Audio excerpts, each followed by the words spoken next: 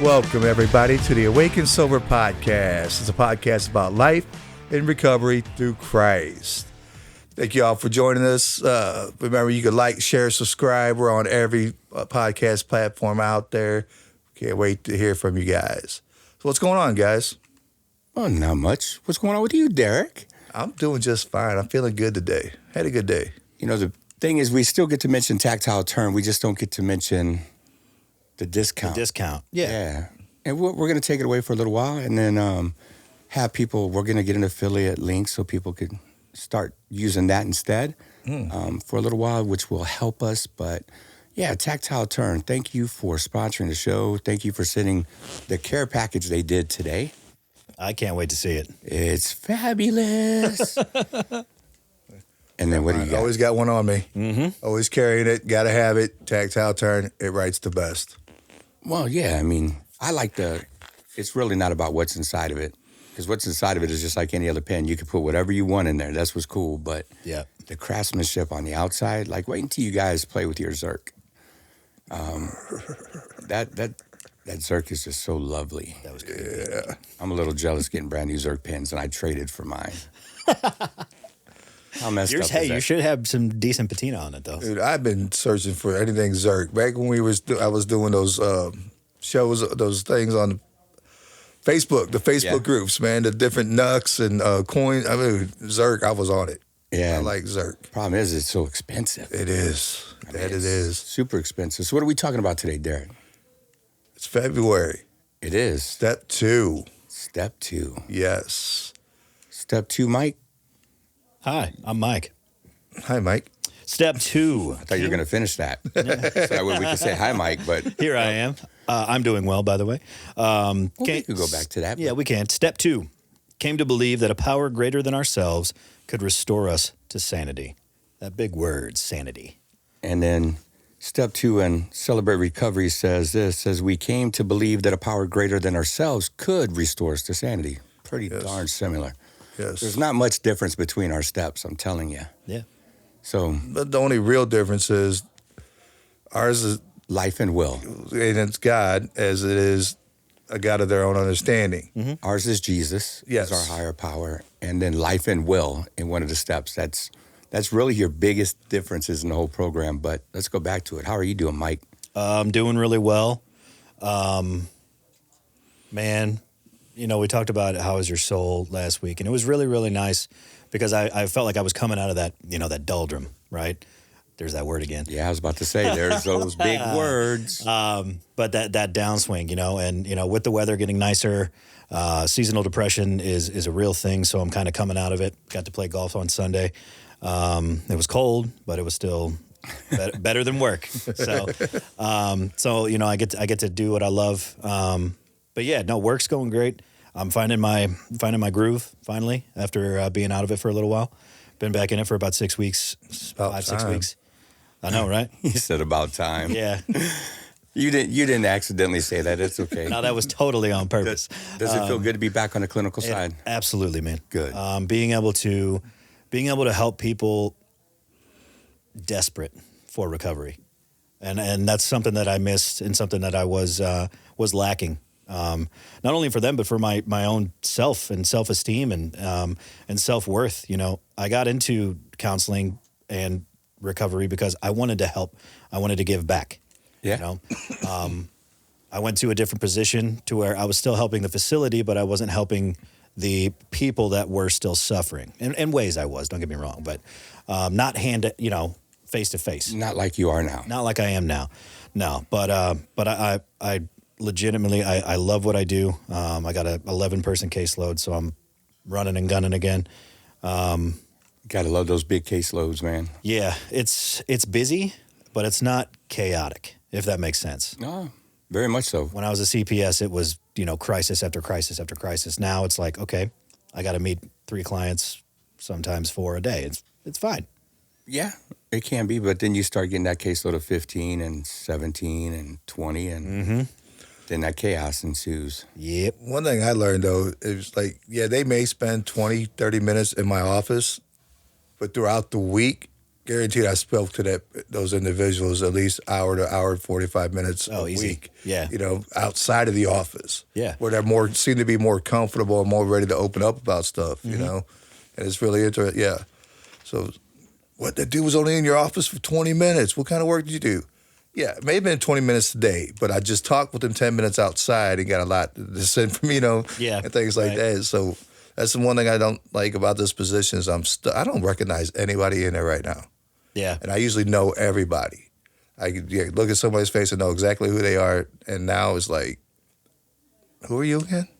Yeah, that recollection took a little while to come back. Yeah. Yeah. Now it's going to be even longer for you. Seems that way. Well, I mean, you got news the other day about your position, correct? You get to stay home more? Yes, I was actually told I need to stay home more. And one of my issues that I was having with the position was I knew I could work from home, and I wasn't sure what days, and I would just stay home and work, and I'd be worried, what is going to happen that I stayed home that day. Yeah. But now I'm being told, no, you come in on this day, and then the rest of the week, you stay home. Okay.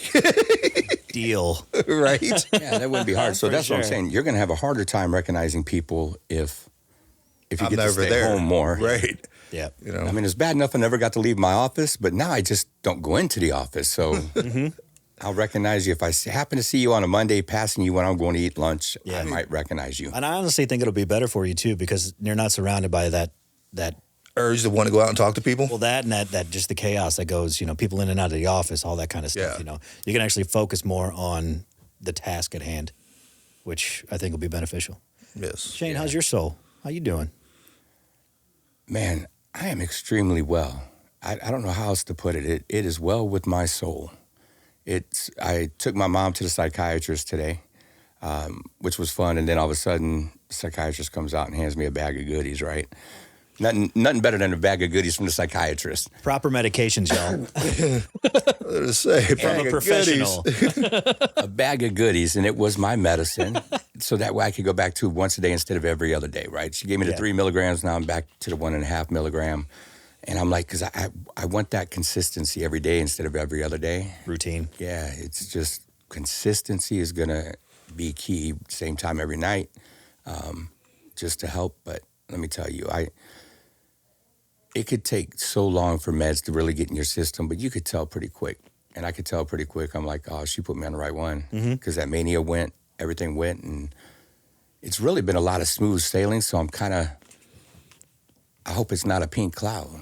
Like when we hit step 2 in recovery, we're riding that pink cloud like a madman. Sure.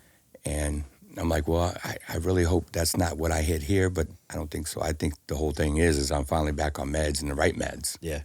Well, the good thing about that is you're aware of that pink cloud feeling. The more you can call it out and say, this might be it, the more you can actually process through it and say, no, this is actually the medication's working. Yeah. So.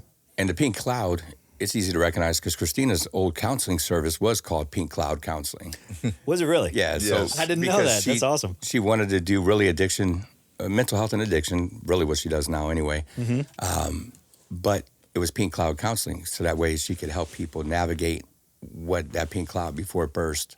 Yeah. So it was pretty cool. That is cool. Yeah. I never knew that. Yep. That was back in the day. So let's dive into some step 2. Step 2. Step 2 is about finding faith in some higher power. In an NA or NA or AA, it is a power, is a God of your understanding. And the beautiful thing about that is especially for me, it evolved over time. When I first got in to recovery and into the rooms, it was the group. Because being away from my faith, I wanted something tangible and something I could see. And it was something greater than me.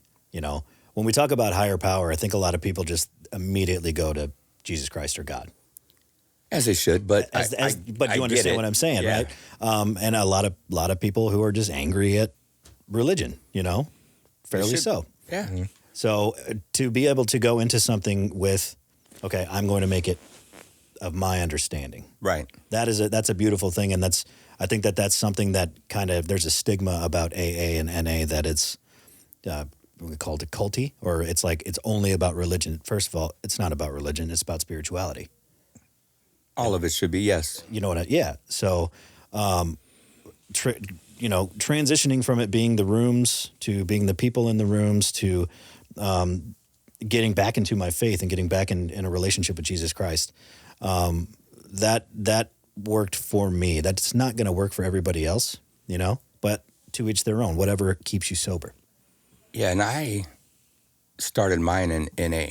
Well, actually AA, then into NA, really. And that's where I got mine, because I was mad at God, right? Really, I was mad at me and not forgiving myself, but I was mad at God. And the good thing is God's okay with that. His shoulders are pretty big, I would say. He carries the whole universe.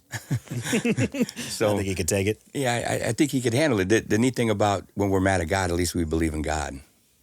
You can't be mad at something that you don't believe in. That is true. And that's the cool thing about it. I kind of went the other way with that, though. I started in having a spiritual upbringing and that growing up. I knew there was a God. I knew he existed, even if I was mad at him or not. So I thought the only answer that I had to my recovery was going to the God that I knew, not of my understanding, but the one that I knew of. Mm-hmm. So I went to Celebrate Recovery. And I think I maybe got a little too prideful in my recovery, going to just Celebrate Recovery. But it was not long after we had your interview on the podcast that I started going to AA meetings. Okay. And I got to understanding what you meant when you were saying that higher power was those groups, those rooms and stuff. And I'm like, I can see that for somebody who doesn't know Christ and doesn't know that part of, the recovery part of that part of the recovery or whatever. I can see it, that, they're giving their faith into something. They're learning faith. Even if it is into that room, they had the faith that in that room, somebody's going to be in there to help them out with whatever they're going through at that particular time. And that's usually how it is. Mm-hmm. So as they're working on that faith and building their faith, the time comes, like yourself, where you start bringing your faith back into the true higher power of Jesus Christ, which is awesome. Well put. Yeah. No, thank you. It's we call faith, hope, whatever it may be, Whatever you need at that moment. Exactly. I want everybody to know Jesus. That's why we do what we do. We want everybody to know Jesus. But I'll say it now, and I say it all the time. Our job is to love. Holy Spirit's job to convict. Right. We could love them to Jesus, or we could push them away, throwing all the things at them. So just love them. I don't care where they're at. And I've said it a ton. Just have something greater than you. That's it. No matter what it is at the moment. Yeah. Hopefully it will grow into Jesus. Hopefully you turn around and you say, hey, there's only one true God. But whatever you need in the moment. So we were talking about the hope factor. Right. Doesn't matter what it is, as long as there is some hope. Also, keeping that faith or hope, even when things get tough or even when you get knocked down. That was really, really hard for me. It's easy to lose faith. Unfortunately, it's easier to lose it than it is to gain it half the time. Right. So when things don't go our way or my way, first of all, I had to give it up. I can only do what I can do. I can only control what I can control. But I also have to reach out to the people that I know have hope and have that faith that they can instill more in me. You know what I mean? Yeah. One thing I like about CR is they break them down into lessons, like, right, for us in the step study books. Yeah. So lesson 3 is hope. Part of the steps has hope in it, right? Mm-hmm. So earnestly believe. We have steps and principles in Celebrate Recovery, because I covered that the first week, and I think you covered it again. Yeah. So principle 2 says, earnestly believe that God exists, that I matter to him, and that he has the power to help me recover. Happy are those who mourn, for they shall be comforted, Matthew 5:4. And then your scripture, Philippians 2:13, went with step 2, for it is God who works in you to will and to act according to his, and to fulfill his good purpose. So it's nice when dealing with hope for once. Yeah. But did you have a lot of hope at step 2? Do you remember? I was starting to get it. when I got into recovery, when I went into treatment, I was really dead set on, I was done. I was done using, I was done drinking. And when I got in there was so many staff members that were in recovery that I immediately started getting hopeful, and I didn't have any when I went in. I had zero hope. I mean, most of the people that get close to killing themselves lose hope. I would say we're not hopeful. Yeah. If we're thinking that way. Yeah. We're a little hopeless. Hopeless. Sure, helpless, hopeless, all you want to, yeah. So when I went through treatment, I found hope again, and Jeremy's not here right now, but he'll be here in a couple weeks. And he's funny because he didn't like me when I was in treatment because I think I reminded him of himself. And yeah, we discussed that. Yeah. So, but like seeing him and where his, because he told his story and my story is like, our stories are so similar. It's silly.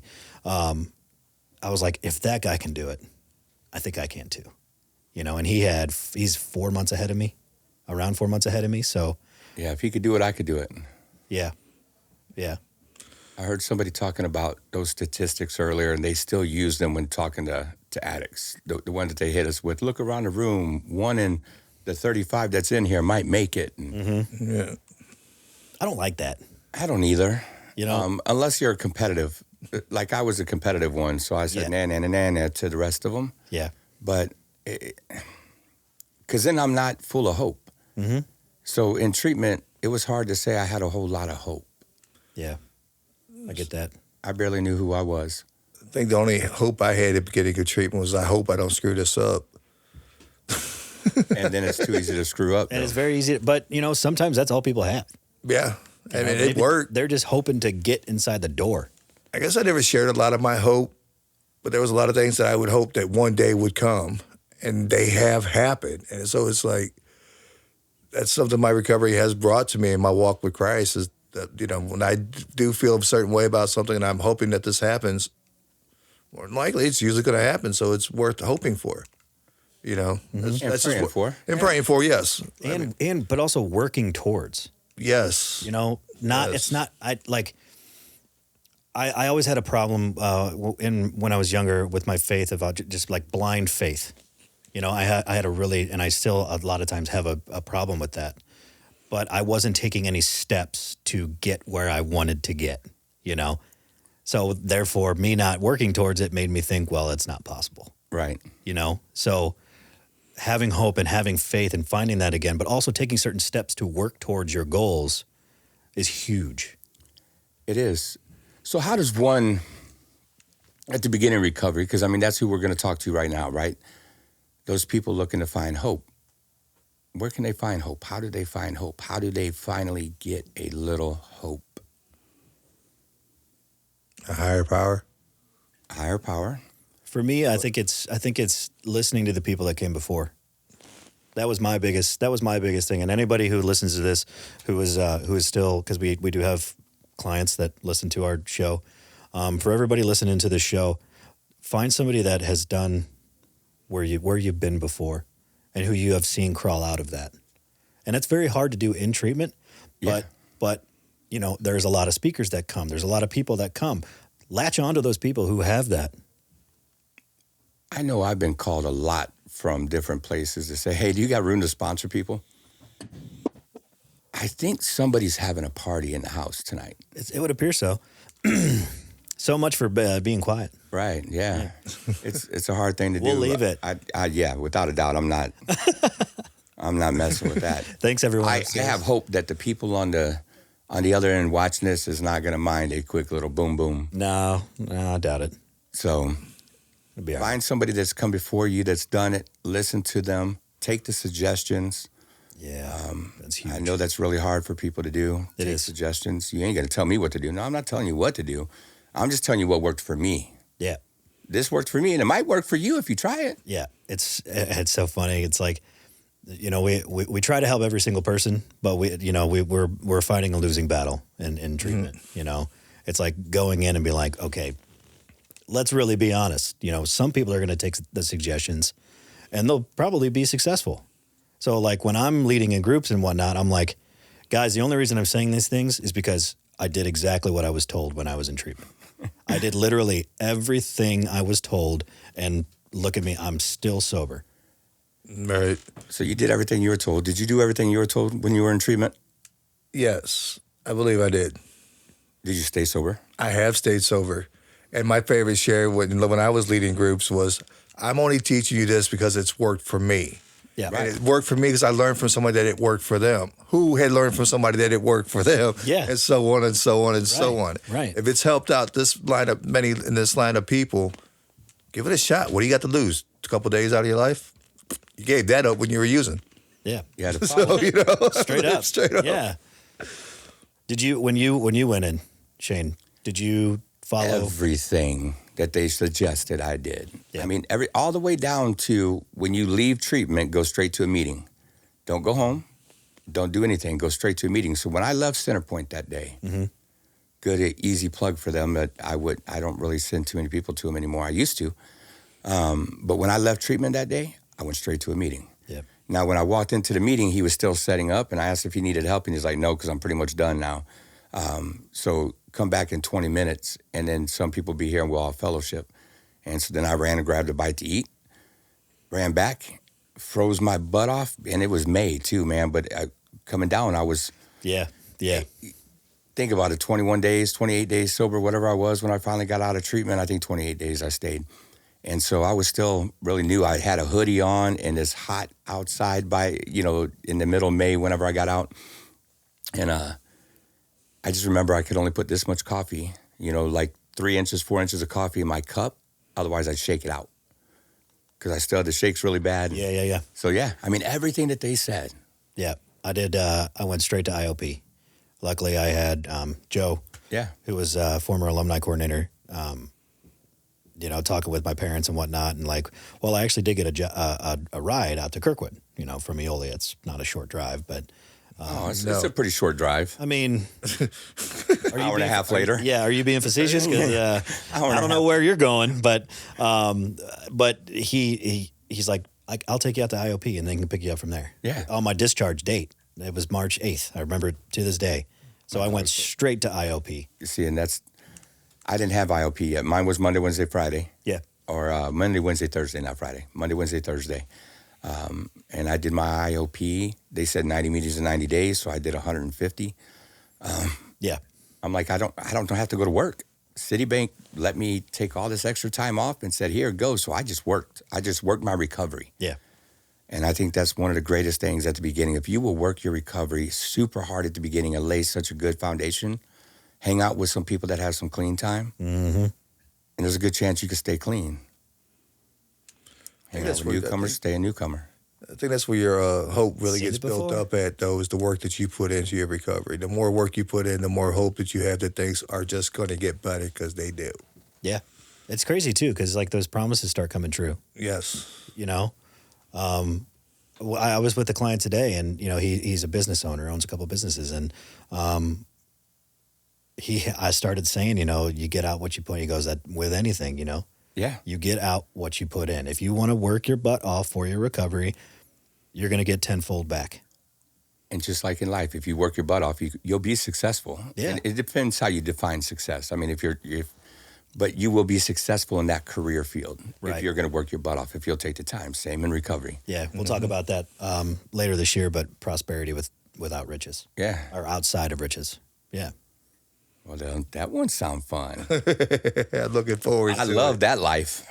Yeah. I love that life. I walked away from the other side of things. But so to find hope, higher power, find some people that have come before you, hang out with them. I mean, hang out with some people that have some clean time. Do the work. Put in some hard work. The hardest, easiest thing you've ever done in your life. Yeah. Yep. I mean, I don't know any other way to look at it. It's the hardest, easiest thing you've ever done in your life. Mine was giving myself over to Christ. Easy to do, but I made it so hard trying to keep up. Yeah. Well, yeah, but this recovery is the hardest, easiest thing, because it is the easiest thing in the world, really. It truly is the easiest thing to do. But yet, it's the hardest thing to do. It is. You got to dig deep. You got to. Yeah. We'll get to that in April. Yep. Yeah, right. Yeah, unfortunately, it's going to wait until April. But what else on hope? I mean, what else on step 2? Because we're going to dive into more later for sure. We're reading, but it says, developing humility and restoring hope. So being humble in the fact that I can't do this on my own. I need to turn this over to someone else, something else. I'm not God, there is a God. I'm not God, there is a God. Now, you guys say it a different way. Sanity. Well, no, I'm saying instead of, I want you to go into sanity, but you said it at the beginning. I always use, I'm not God, there is a God, I need God. I can't, he can, so I let him. Yeah. Yeah. So there you go. Yep. I can't, he can. So he definitely can. So I let him. He can and will. So coming to that humbling fact of, and it's kind of cool because, when you say I can't do it alone, there's a lot of people just like you. So I always say that, like, in recovery, you never have to be alone again. Never do. Ever. Granted. Matter of fact, you're not supposed to be alone. You're not supposed to be alone. I'd say that to the newcomers too. Make sure you find that tribe. But finding that humility and really owning that humility, letting go of your pride and your ego and all those things that kind of come up with us in ourselves, even without substances. Pride and ego is a killer. Oh, yeah. And we're going to be talking about that probably not next week, because next week we have a kick butt show coming up. Yes, we do. With all the women coming on with us, the wives, the fiancés, whatever. Mm-hmm. That's going to be an amazing show. So the week after, we're going to talk about humility. Mm-hmm. So I'm looking forward to that. What were you going to say on sanity? What were we just talking about? But Step 2. So for Celebrate Recovery, the second part of that lesson is sanity. Sanity, yeah. Having that hope and working your recovery, you find yourself in a set of sanity. And I wanted to share just the other day, man, I hit a pothole on the highway, flattened my tire, it blew out. I threw the spare on, I still went to work. The next day, I went to go get 2 brand new tires for the front of my car. Cost me over $400. There was a time in my addiction, I'd have went nuts. I'd have tore that store up. Talking about, you ain't charging me no $400. And then I probably would have went to the junkyard and grabbed some off another vehicle. I was about to say, he wouldn't have had the $400 to pay I for would the not. tire. I would not have. Straight up, yeah. But, and even with me having the $400 to pay, that felt good for a second, but there was still $400. But I was able to keep my sanity and understand, at least I had $400 to spend on tires. Yeah. There was a time I would have never had that. Mm-hmm. Right. So, and if you did, it wasn't for tires. No. Not a chance. Tires were the last thing. Yeah. I'd have robbed spares out of the back of vehicles. Yeah. Well, just call the highway department because they'll refund that bill. Really? Oh, man, I told you last night, baby. All right, well, they will refund that bill. Mm-hmm. Next week's episode, be sure to share that with my wife. Yeah, there you go. What else do we have for step 2? Because I know we've been going for a little while. Yeah. Step 2 is recognizing that there is something greater than yourself when it comes to your recovery. There's something greater than us. If you're not a believer yet, and you find your faith inside those groups, your hope inside those groups, hey, go for it. I back you 100%, man. There's nothing wrong with that. Do it. You come around and finding your faith in Christ, hey, I'm right there with you too. But nonetheless, there is something greater than ourselves. If we were able to do this on our own and be able to handle this, we would not need a 12-step program. So there's got to be something greater than ourselves in order to get us out of to this where we got to go. Yeah. I think the restoring of sanity means that we get to regroup, recoup, and realize our real potential. Man, look at all them R's. I love it. So Rewired with the So we're regrouping. We're getting our thoughts and our feelings, kind of under control. We're recouping. We're letting our body heal, which we have damaged time and time again. And then realizing our real potential. We talked about it being helpless or hopeless earlier. Your potential you forget about, you know, like what I could really be and who I could be as a person. I say it all the time. Like, I didn't know how to be a man. Like, I really didn't. Most don't, yeah. Until I got into recovery, and then I could work off of other people and say, I like that and I like that and I like that. But I had the choice to be the man that I am today, and I get that choice every single day. I didn't have that choice in the past. You forgot an R. Step 2, there's a lot to do with reclaiming hope. Reclaim. There it is. Well, I couldn't they hit me, dude. I could not let that one go. I had to share that. So reclaiming hope. Regrouping, recouping, realizing our potential, and reclaiming hope. Yes. I like that. I do too. I like the sanity part, because sanity, the acrostic says strength, and then acceptance, which is rough, but then new life. Yes. See, and that's what we're all hoping for, is that new life. It says we discover that we have an opportunity for a second chance. We do not have to live by our old ways any longer. 2 Corinthians 5:17. When someone becomes a Christian, he becomes a brand new person inside. He is not the same anymore. A new life has begun. I don't know, man. I needed that new life. Mm-hmm. I needed to find hope. I don't know how often I ever had hope, but reclaiming hope was a big piece of that. Before we celebrate recovery, the only hope was I hope I could cop before I get caught, Yeah. Honestly, Yeah. I'm just being real. Derek said I didn't want to go back. No. Any final words for that newcomer? Since we never use that language. Yeah, we don't. Any final words for that addict still suffering? If you made it past step 1, you're stepping out of the denial, look for that hope. Get into those groups, meet people, surround yourself with them. Listen to what they have to say. You really got nothing to lose. We'll refund your misery. There you go. So, You trying to find you something, Mikey? I got something. I actually got the step 2 prayer from the big book. Good. Let's do it. Step 2 prayer from the big book is, relieve me of the bondage of self, that I may better do thy will. Take away my difficulties, that victory over them may bear witness to those I would help of thy power, thy love, and the way of life. May I do thy will always. Scripture tells us, hang with the wise, become wise.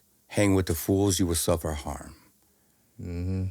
Hang with newcomers, you stay a newcomer. Find somebody with some wisdom, some clean time, and hang with them, and you will not suffer harm. That I could promise. True story. 100%, man. Solomon was a wise man. Yes, he was. He was a wise man, a lot wiser than what we are today. True, but even for a wise man, that gentleman has some issues. Well, everybody has issues. Yeah, I mean, come on. No one's That's infallible. why everybody needs recovery. There's not a single person in this world that don't need some kind of recovery. I think it's really cool, too. Like, when you get into recovery from substances, you recover way more than just getting sober. Like, I think, and I tell this to people all the time, it's like only, like, the substance is this much, but, addiction is giving up everything for one thing. Recovery is giving up one thing for everything. Mm-hmm. That's the one saying. Across the entire spectrum of your life, things will get better if you just simply find hope, find those people, find that tribe.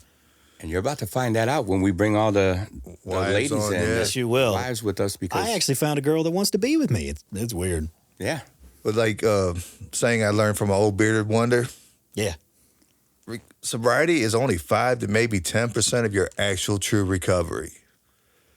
Recovery is true life change. That's what it's about.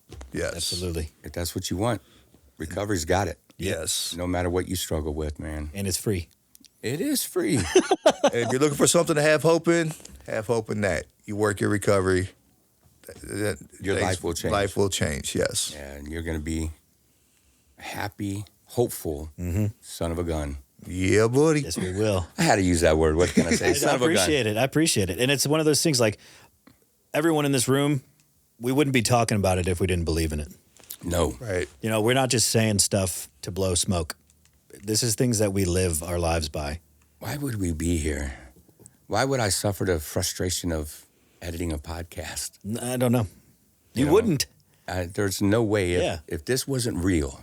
I mean, and you could do it. If these three schmucks sitting in this thing, and including Jeremy is our fourth, if we can do it, anybody could do it. No doubt.